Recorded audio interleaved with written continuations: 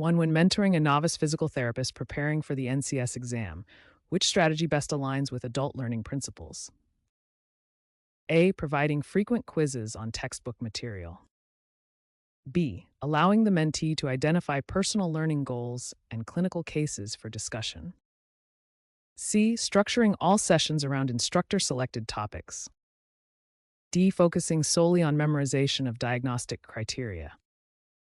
2. During an in-service training for staff neurologic therapists, the educator integrates real patient case videos to reinforce theoretical content.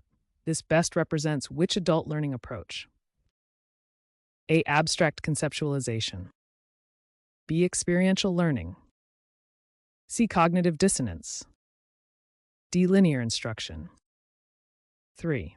A neurologic clinical specialist designs a competency-based assessment to evaluate post-stroke rehabilitation skills. Which evaluation method ensures validity? A. Using a self-reported confidence scale. B. Employing a peer observation checklist aligned with clinical objectives. C. Allowing open-ended reflections only. D. Relying solely on written tests. 4. Which of the following best exemplifies a formative evaluation in a neurologic residency program? A. Board certification examination. B. Mid-rotation feedback on gait analysis skills. C. Graduation portfolio review. D. Program accreditation review.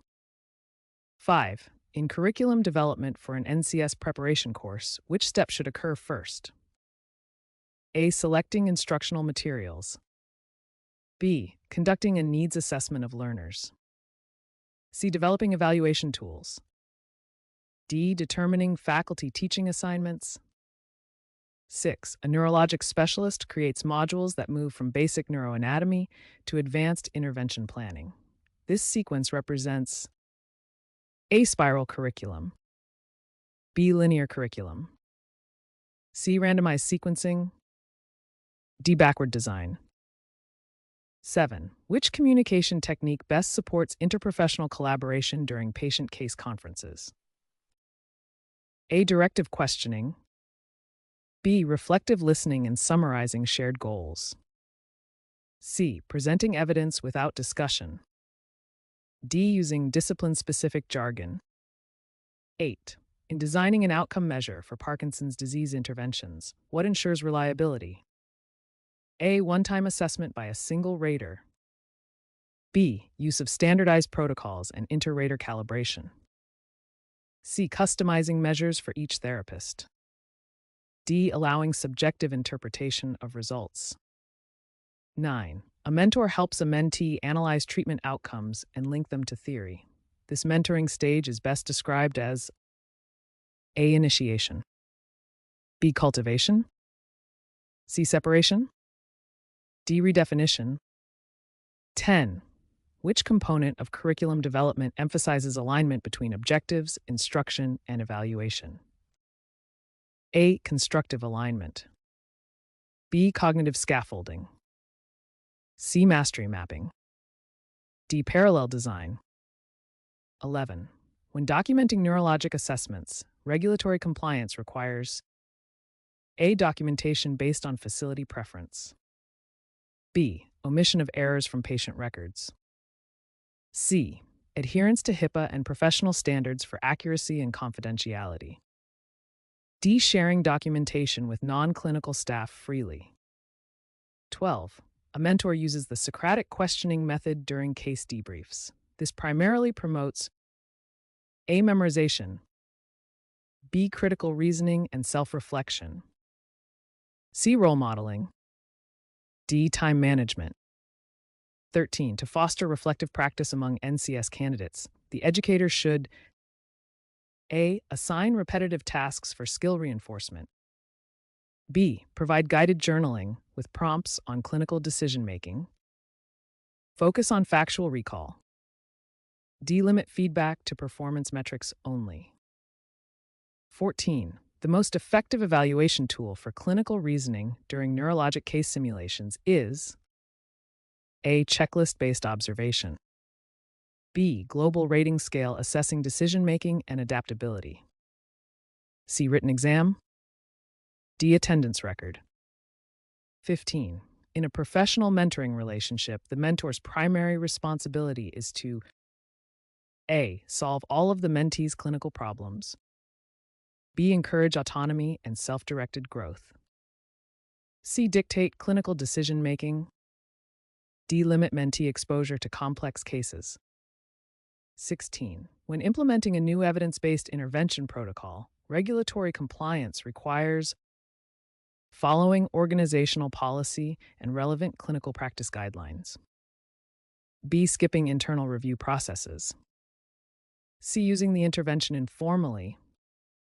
D. Ignoring patient consent forms. 17. Which adult learning strategy most enhances retention in NCS continuing education workshops? A. Passive lectures. B. Problem-based learning using real clinical cases. C. Rote memorization. D. Instructor monologues. 18. In evaluating a training program for stroke rehabilitation specialists, outcome assessment should focus primarily on A. Learner satisfaction. B. Clinical competence and patient outcomes. C. Faculty credentials. D. Classroom attendance. 19. When revising an NCS prep course, which evaluation approach determines whether instructional goals were met? A. Summative evaluation. B. Diagnostic evaluation. C. Qualitative review. D. Pre-assessment. 20. An NCS educator applies Bloom's taxonomy in lesson planning to ensure A. Randomized instruction. B. Cognitive progression from basic understanding to clinical synthesis. C. Exclusive focus on motor skills. D. Elimination of reflection activities. 21. A neurologic clinical specialist demonstrates effective feedback by A. Criticizing errors without offering guidance. B. Providing specific, timely, and behavior-focused feedback. C. Avoiding follow-up conversations. D. Delivering general praise only. 22. During a team meeting, the NCS emphasizes clear communication by using closed-loop communication. This ensures A. Mutual confirmation that the message was understood. B. One-way instruction. C. Silence after directives. D. Nonverbal affirmation only. 23. In curriculum design, backward design begins with A. Choosing teaching methods first. B. Identifying desired learning outcomes. C. Creating a syllabus template. D. Listing resources. 24. A regulatory audit finds inconsistencies in documentation of patient progress. The NCS should first A. Edit old records to remove discrepancies. B. Conduct an internal review and implement corrective training. C. Ignore the findings. D. Blame administrative staff. 25. A mentoring plan that includes monthly progress discussions and skill-based objectives is an example of A. Informal mentoring. B. Structured mentoring. C. Peer observation. D. Group supervision. 26. When developing neurologic clinical simulations, which component best increases learner engagement? A. Incorporating realistic scenarios requiring decision-making. B. Using scripted outcomes. C. Limiting debriefing time. D. Avoiding interactivity. 27. In teaching postural control rehabilitation, demonstrating and then allowing guided practice exemplifies A. Cognitive modeling. B. Experiential scaffolding. C. Procedural isolation. D. Rote imitation. 28. Which mentoring technique best supports professional identity formation? A. Encouraging reflective dialogue on clinical challenges. B. Assigning unrelated administrative tasks. C. Avoiding emotional topics. D. Minimizing feedback. 29. During performance evaluations, which criterion best measures clinical reasoning? A. Number of patients treated per week. B. Ability to justify interventions based on evidence and patient data. C. Attendance at meetings. D. Compliance with dress code. 30. In neurologic rehabilitation research mentoring, ensuring protection of human subjects primarily reflects A. Academic integrity. B. Regulatory compliance with ethical standards. C. Institutional convenience. D. Professional courtesy. 31. Which type of learner benefits most from self-directed case studies in NCS education? A. Dependent learner.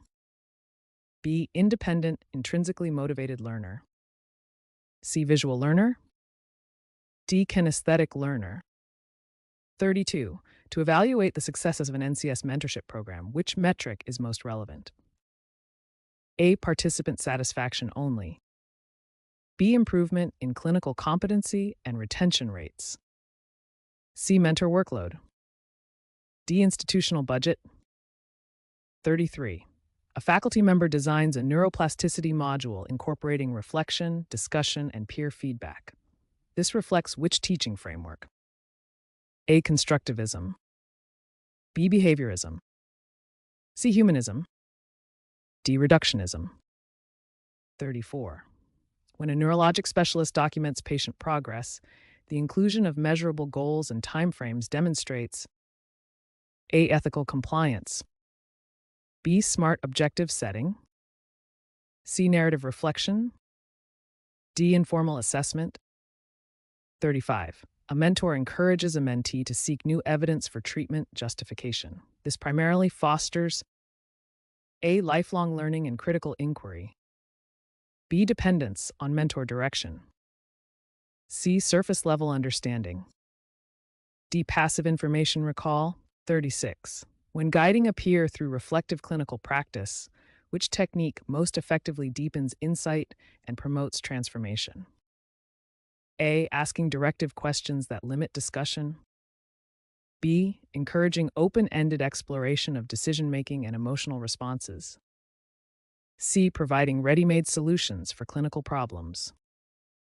D. Focusing exclusively on technical performance metrics.